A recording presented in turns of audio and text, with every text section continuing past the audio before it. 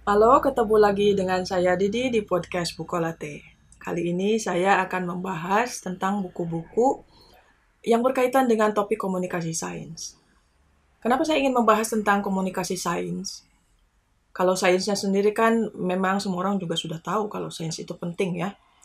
Tapi seringkali ilmu-ilmu yang dimiliki para ilmuwan ini hanya berputar di kalangan mereka sendiri dan tidak dikomunikasikan kepada masyarakat sekitarnya. Nah, kenapa komunikasi sains ini penting? Nah, saya ingin berbagi satu buku ya. Buku ini judulnya Am I Making Myself Clear? A Scientist Guide to Talking to the Public. Penulis buku ini adalah Cornelia Dean. Cornelia Dean adalah mantan editor sains di New York Times yang kemudian menjadi pengajar komunikasi sains di kampus-kampus Ivy League di Amerika. Nah, di buku ini dia bilang bahwa ilmuwan perlu aktif mengomunikasikan ilmunya sebagai bagian penting dari demokrasi.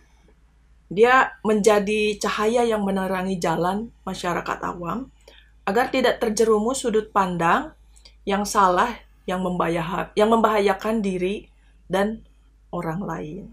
Seperti misalnya apa? Seperti misalnya saat ini kan dunia sedang mengalami krisis perubahan iklim ya. Nah, tapi masyarakat awam tidak tahu apa yang terjadi secara sains, secara saintifiknya.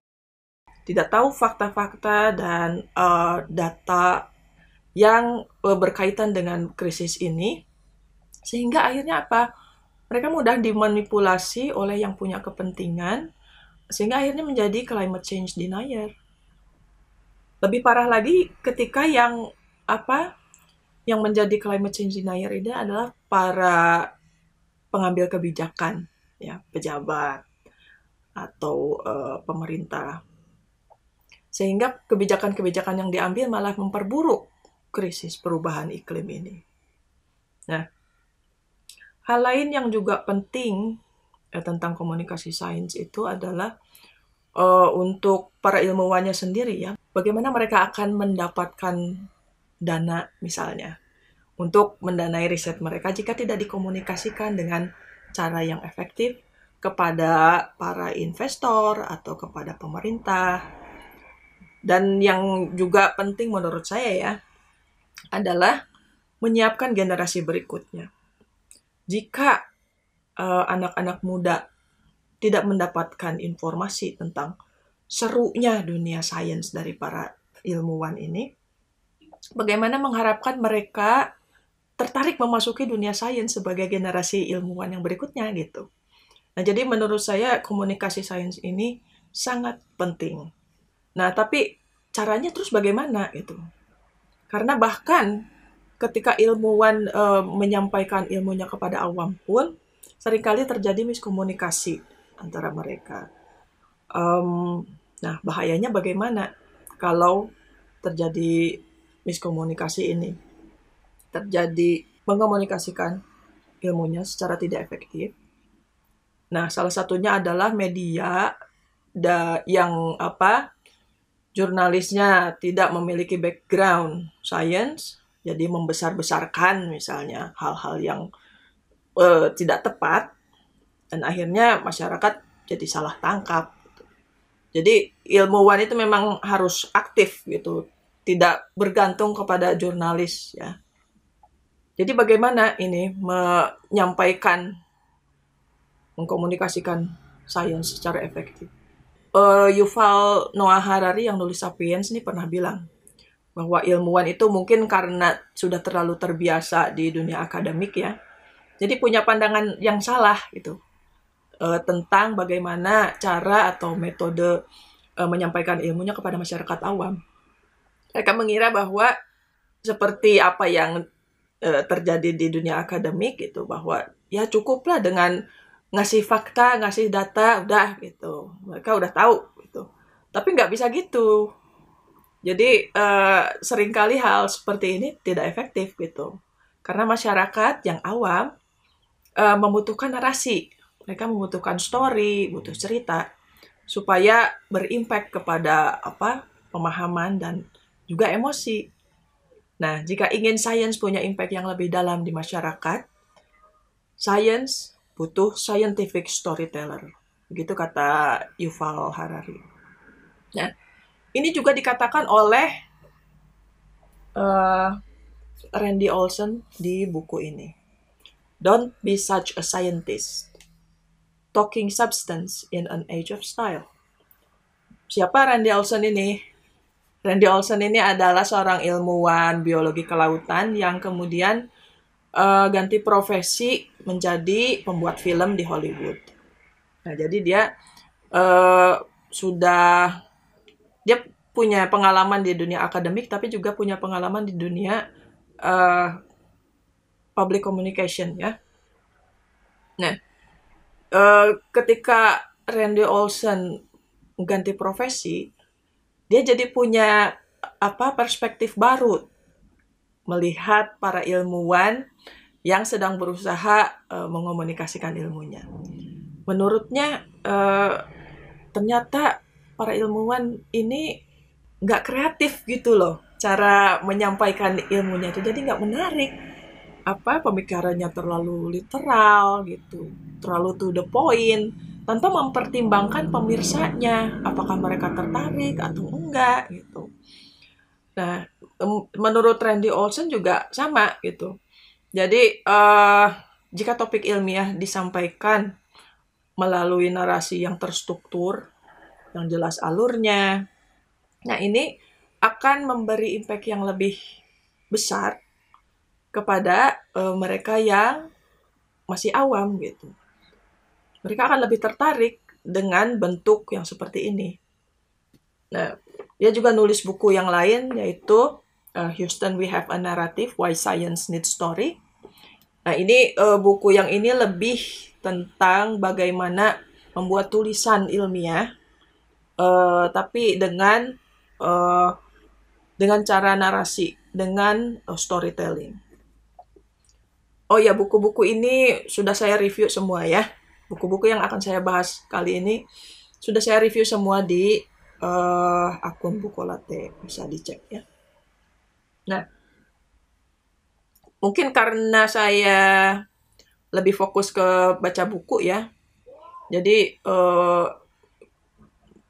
bentuk komunikasi sains yang menarik untuk saya eksplorasi itu buku-buku ilmiah populer dan bagaimana menulis buku-buku ilmiah populer atau artikel-artikel ilmiah populer. Di sini saya juga punya buku-buku tentang penulisan artikel atau buku ilmiah populer. Misalnya buku ini, Writing to Learn dari William Zinsser. Dia juga jurnalis surat kabar besar di New York, yang kemudian juga mengajar penulisan di kampus-kampus Ivy League. Nah, jadi buku ini selain membahas tentang bagaimana menulis yang baik, dia juga berusaha menekankan pentingnya menulis sebagai alat untuk belajar dan memahami apa yang kita pelajari, mau topik apapun. Meskipun kita misalnya bukan ilmuwan biologi, tapi jika kita menulis tentang biologi, kita akan ikut belajar tentang topik tersebut. Nah, di dalamnya ini ada hal yang menarik karena bercerita tentang usaha memasukkan kegiatan menulis ke dalam kurikulum berbagai bidang studi perkuliahan.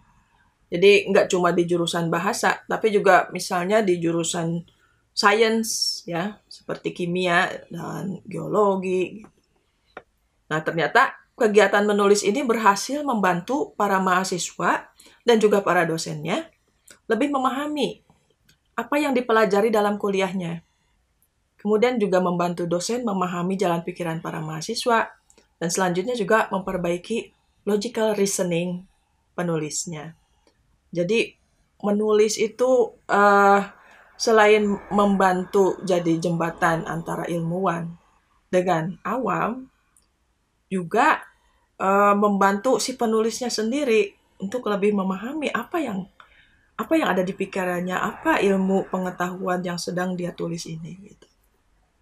Nah, selain itu ada lagi buku Ideas into Words. Ini ditulis oleh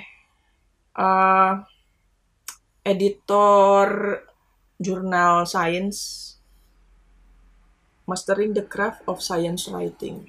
Nah, ini ada satu nasihat di sini yang sangat penting menurut saya.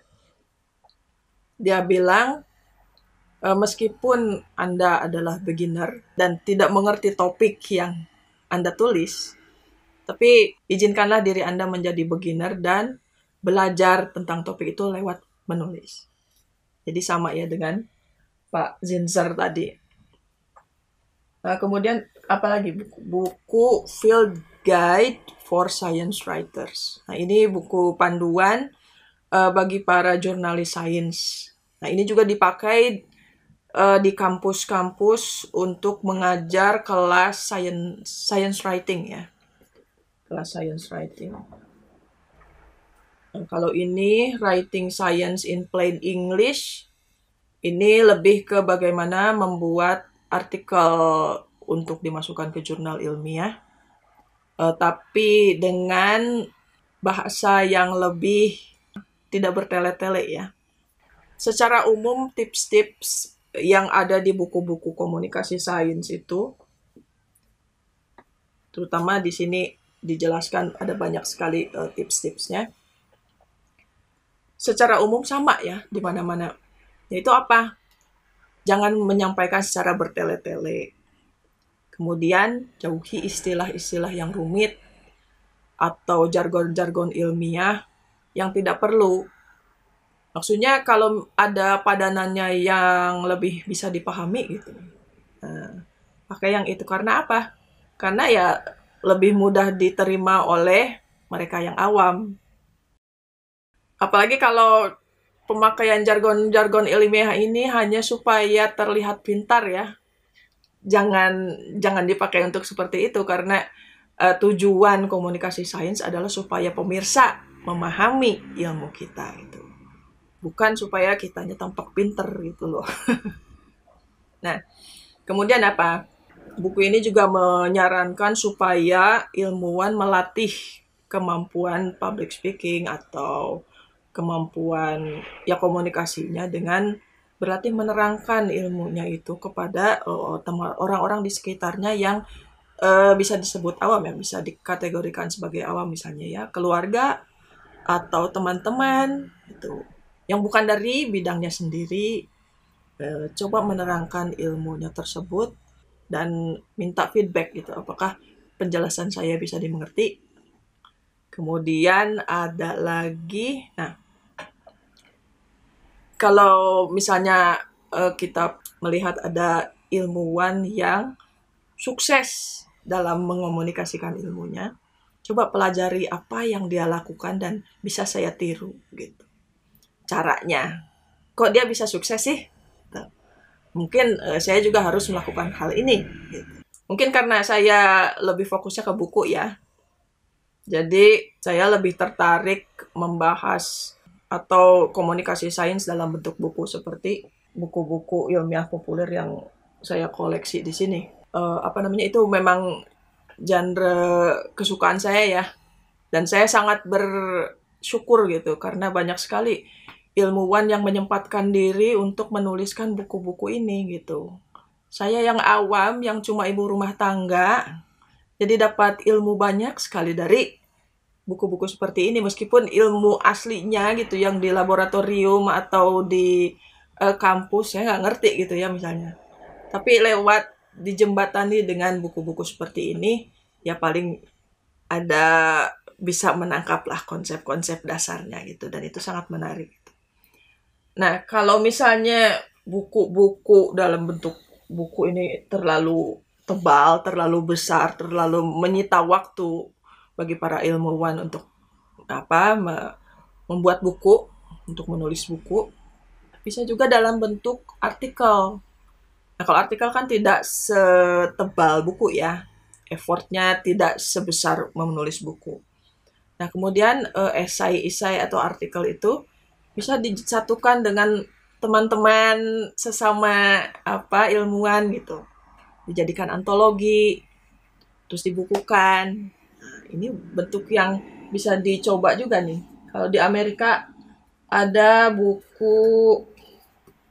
seri The Best American Science Writing. Nah, ini kumpulan artikel-artikel sains di majalah. Ini biasanya ditulis oleh jurnalis sains sih ya. Tapi ada juga yang ditulis oleh ilmuwan-ilmuwannya sendiri. Buku ini juga dipakai di kelas science writing di kampus. Kemudian ada juga The Best American Science and Nature Writing. Biasanya yang menjadi editornya itu setiap edisi beda-beda ya. Ini misalnya tahun 2021 editornya adalah Ed Yong. Ed Yong ini jurnalis sains Inggris yang mendapatkan banyak penghargaan untuk buku-buku dan artikel-artikelnya. Melalui episode ini, melalui segmen tentang komunikasi sains ini, saya sebagai awam ya, yang menikmati buku-buku ilmiah populer dan artikel-artikel ilmiah, ingin menginspirasi para ilmuwan supaya mulai tertarik menuliskan ilmunya dalam bentuk populer untuk mengedukasi orang-orang seperti saya gitu, yang awam, yang nggak tahu, tapi pengen tahu, yang curious gitu. Karena kami mendapatkan ilmu pengetahuan yang banyak dari bentuk populer seperti ini. Tuh. Jadi mudah-mudahan para ilmuwan di Indonesia ya tergerak gitu untuk menulis ilmu pengetahuannya dan menyebarkannya lewat media apa aja sih. Tapi kalau untuk saya sedang membaca, jadi dalam bentuk tulisan sangat baik. Sekian dulu dari saya. Untuk review buku-bukunya bisa dicek ya di page Bukolate, mau di media sosial, di Facebook, di Instagram, dan di website. Sampai ketemu lagi di podcast Bukolate berikutnya.